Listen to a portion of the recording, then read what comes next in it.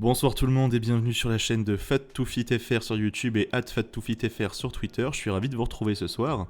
Alors oui, je sais, excusez-moi, je suis à la bourre, mais c'est une histoire très intéressante et je vais vous la raconter à la fin de cette vidéo. Je vais commencer donc par la première partie de la vidéo du jour qui est quel exercice j'ai fait aujourd'hui. Alors aujourd'hui, je me suis fait du HIIT à la salle.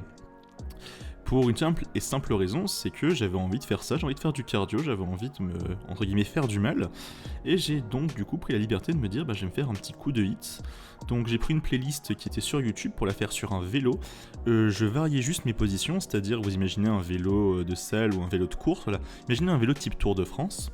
Vous voyez qu'en fait vous pouvez soit poser vos mains sur le guidon directement, ou soit sur les espèces de cornes en vous appuyant sur le genou, sur les coudes pardon, en posant sur les cornes comme ça et pour sprinter. Donc moi j'alternais ces deux positions, genre toutes les environ 3 répétitions de hit, pour avoir en fait tout simplement le maximum d'efforts qui était mis sur mes jambes. Et c'est quelque chose qui m'a beaucoup plu. Dans la journée, j'ai aussi marché, alors toujours d'après mon podomètre que j'ai installé, donc sur la journée, j'ai fait 5000 pas aujourd'hui, donc j'ai brûlé d'après lui 400 kcal. Le HIIT m'a dit que j'avais brûlé 400 kcal, donc aujourd'hui j'ai brûlé 800 kcal. C'est quand même une bonne chose. Donc maintenant on va passer à mon état physique. Alors mon état physique, parlons-en, j'ai mal. J'ai vraiment mal, je me suis pas fait mal blessé, mais j'ai fait travailler tous mes muscles de façon intense et mon corps était pas vraiment prêt à ça. Donc du coup je vais m'étirer là après cette vidéo parce que quand je vais lancer la mise en...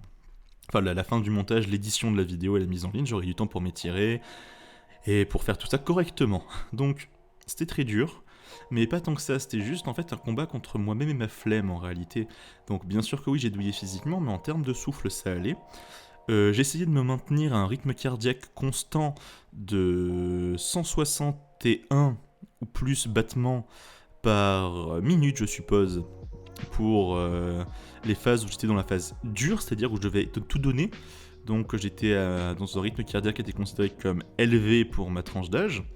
Et quand j'étais dans les moments de repos, j'oscillais entre 145 et 155. Donc j'essayais vraiment de faire des gros gaps en fait, d'être sur un effort constant. Et surtout, ce que j'ai fait pour régler ma machine, je sais pas si vous voyez exactement comment marche une machine de salle de sport en termes de vélo. Si vous êtes comme moi et que vous n'avez jamais foutu les pieds là-dedans, vous savez pas. Mais je vous mets une petite vidéo, une petite photo que j'ai pris aujourd'hui de ma salle de sport. Et vous voyez qu'en fait, cette espèce de petite boule là qu'il y a sur la gauche de la vidéo, sur la gauche du tableau du vélo, c'est en fait l'intensité du pédalage. C'est-à-dire c'est la résistance que va opposer le pédalier à vos efforts.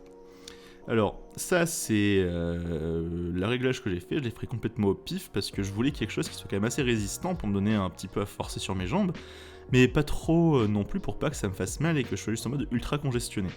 Quand je suis sorti du vélo, j'ai eu du mal à marcher, et même là encore tout à l'heure, sur la moto, j'étais pas serein, et en montant les marches pour arriver jusqu'à chez moi, mes genoux tremblaient.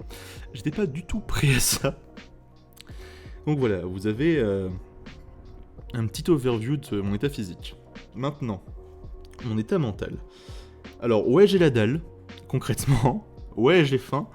Mais c'est normal, parce qu'en fait, il faut que j'habitue mon corps à moins manger, que j'ai clairement pas donné assez de kilocalories pour aujourd'hui, et que du coup, il m'en redemande, parce qu'il est habitué à bien plus depuis t'enculé, et que j'ai fait un changement un peu drastique, donc il va mal le vivre au début, mais c'est ce qui va permettre de sécher d'un coup, je pense.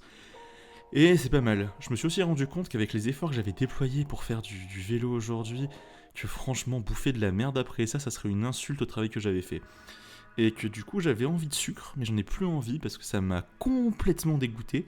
Ça m'a vraiment, je me suis dit, mais en fait, putain, c'est le paquet de BN que je peux m'enfiler là, c'est ça de travail pour le virer après. Cet excès, il va me demander tant d'efforts, mais c'est pas possible. Donc en fait, j'ai décidé que bon, le sucre et moi, j'avais fait une bonne grosse coupure de sucre. Le sucre était définitivement terminé et que je ne voulais plus du tout en consommer. Donc je ferai tout pour pas en consommer, et je sais pas si je vous l'avais dit hier, je n'ai aucun souvenir, je suis vraiment désolé, j'étais éclaté. Mais je vais aussi m'acheter un bijou en fait pour me rappeler mes bonnes habitudes alimentaires et pour savoir en fait comment est-ce que moi je peux de mon côté avoir une espèce de petit truc qui me rappelle ce que je fais et pourquoi je le fais. Donc aujourd'hui, on va passer sur la diète que j'ai eue aujourd'hui. Donc vous verrez bien sûr comme d'habitude, à partir de maintenant, si j'ai pas trop la flemme et que je suis pas trop à côté de mes pompes, les aliments que j'ai mangés, sauf pour le midi, parce que bien sûr le midi oblige, hein, j'ai tellement la dalle que je déglingue mon plat au bureau et que j'ai pas forcément la force de le prendre. Donc en gros, mon repas de ce matin, c'était des œufs, tout simplement, 3 œufs brouillés, avec du paprika pour filer un peu de goût à tout ça, parce que les œufs, il faut quand même que varier les plaisirs, donc un peu de paprika séché dans des œufs, et j'ai mangé ça le matin avec un thé vert, parce que j'avais plus de compote, j'avais plus de bananes. Et pour demain, il me reste 2 bananes, donc c'est bon. Le midi, du coup, des pâtes carbonara, donc une portion de pâtes carbonara, avec du fromage râpé, un peu de parmesan et de la crème. Donc voilà, quelque chose qui explose mon score de calories, mais du coup je me rattrape sur le soir, où ce soir j'ai mangé une botte de radis qu'on peut trouver dans n'importe quel magasin, crue, c'est-à-dire sans rien autour, avec une carotte râpée crue également, et 4... j'ai mangé 4 blancs de dinde en tout, oui. 4 blancs de dinde, enfin un paquet de dinde par 4, en fait les tranches style jambon que vous pouvez trouver dans tous les supermarchés. Alors j'ai compris un truc, c'est que concrètement, se mettre en régime sous-calorique, c'est pas dur. Il y a plein de trucs qu'on peut bouffer, et on peut même bouffer pour 3 fois sa faim, en mangeant les bonnes choses. Et il faut juste que j'arrive à concilier en fait ce que mon corps a besoin, c'est-à-dire les besoins vitaux que j'ai en tant qu'être humain, d'avoir un apport de calcium, de fer, magnésium, enfin, vous m'avez compris, et le fait de devoir en fait tout simplement manger le moins de calories possible. Alors je suis très conscient qu'avec mon travail et mon rythme de vie, je peux pas forcément bouffer 700 calories par jour parce que là je vais crever, je vous le dis comme c'est. Mais voilà, et du coup j'ai part sur la strate suivante, je vais essayer de réduire au maximum les quantités à midi pour augmenter la quantité. Et le soir, je vais rester sur quelque chose de très léger, très light. Donc c'est-à-dire que actuellement, par exemple, 100 grammes de radis et une carotte râpée, entière, juste pelée, c'est à peu près, que je dis pas de conneries, c'est un peu moins de 60 calories. Avec 3 pauvres tranches de dinde qui valent 4 pauvres tranches de dinde qui valent à peu près à elles seules 300 calories ensemble, ça fait vraiment que dalle. Sachant qu'après, je mange une petite banane, etc. Parce que il faut bien que j'ai un petit apport de glucides quand même. Et sachant que ce soir, du coup, même, j'avais faim, il y a un copain à moi qui est venu pour me rejoindre après, chez ma pote. Ils ont tapé apéro, un petit truc avec des biscuits, tout ça, mais moi, du coup, ma pote, il savait que il sait dans quoi je me suis embarqué, super sympa, m'a sorti de la pastèque, et j'ai déglingué de la pastèque, et la pastèque, pareil, même combat, la pastèque, c'est que dalle.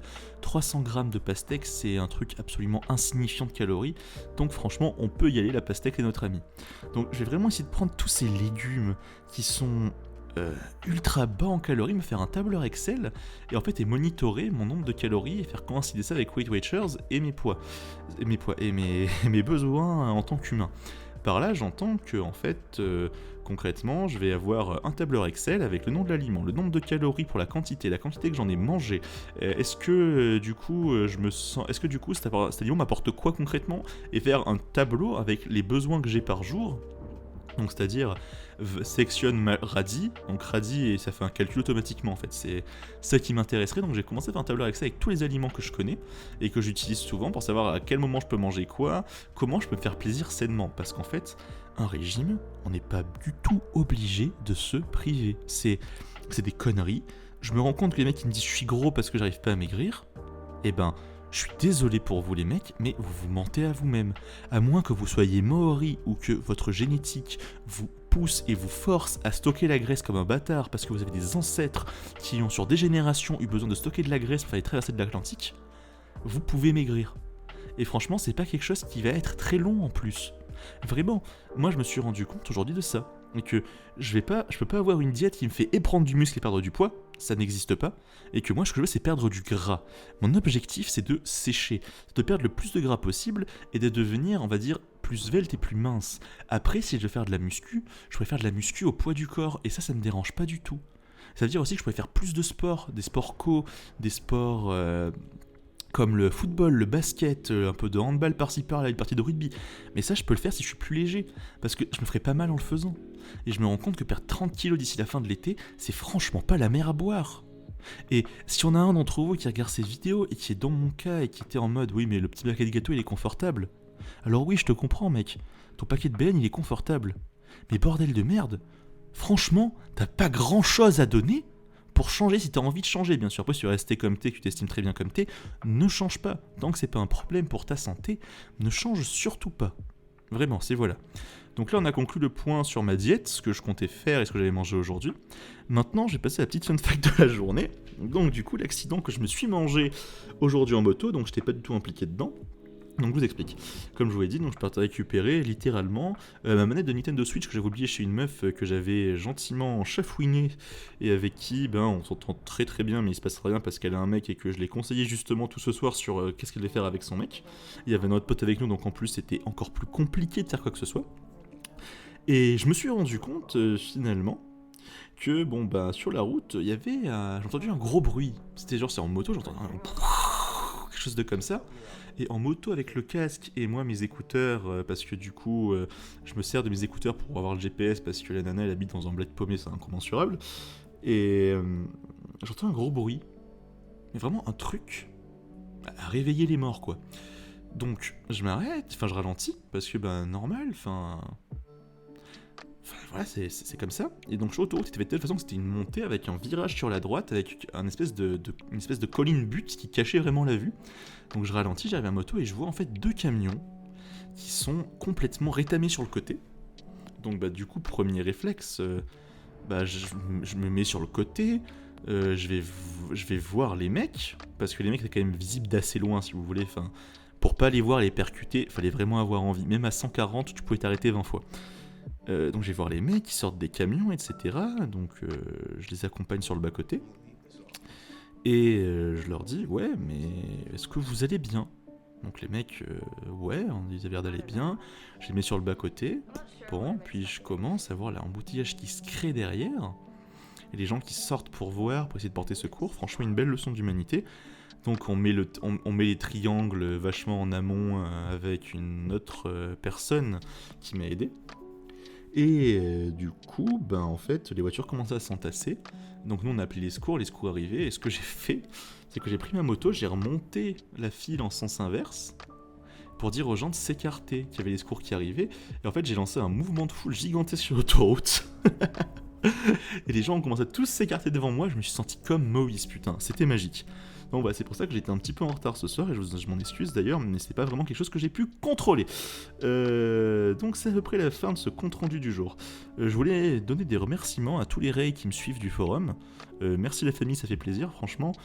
Il y a quand même beaucoup de choses de positives sur ce forum, et c'est ce que beaucoup de gens qui sont extérieurs ont tendance à oublier, c'est que il y a beaucoup de choses négatives sur le 18-25, parce que c'est comme toute population de gens, on parle forcément que des choses négatives, parce que de la même façon qu'il y a plein de manifestations qui se passent bien, celles qu'on nous montre, c'est des manifestations où en fait il y a absolument tout qui est explosé sur leur passage. Le 18-25, pardon, oh putain je suis vieux bordel. Le 18-25, merci beaucoup à tous les rails qui ont envoyé des MP, tous les rails qui suivent le projet, et surtout à tous ceux qui donnent de la visibilité à ce projet, même si j'en ai strictement rien à faire. Vraiment je vous force pas à retweet, je vous force pas à faire un truc ou à partager ma vidéo à vos potes, mais merci de me suivre, merci d'être là parce que ça me motive mine de rien et que ça me permet de pas lâcher. Et ça c'est une très bonne chose. Donc du coup je pense qu'on va se laisser là-dessus. Je vous le rappelle encore une fois, vous pouvez retrouver mon aventure suivie sur Twitter où je tweete toute la journée des trucs qui ont rapport avec la bouffe ou ce que je mange ou ce que je fais ou des trucs comme ça quoi, la base de la base. Je suis très accessible sur Twitter, c'est-à-dire que si vous venez me parler sur Twitter, vous voulez vous lancer dans le projet avec moi, franchement je suis à fond. Si vous voulez d'un petit truc un petit peu plus cool, cosy, humoristique, ricitas littéralement, à base de Depardieu, vous pouvez suivre le topic sur jeuxvideo.com qui s'affiche encore une fois à votre écran. Je vous dis merci à tous, merci de me suivre, et on se retrouve demain pour la suite de cette fameuse épopée.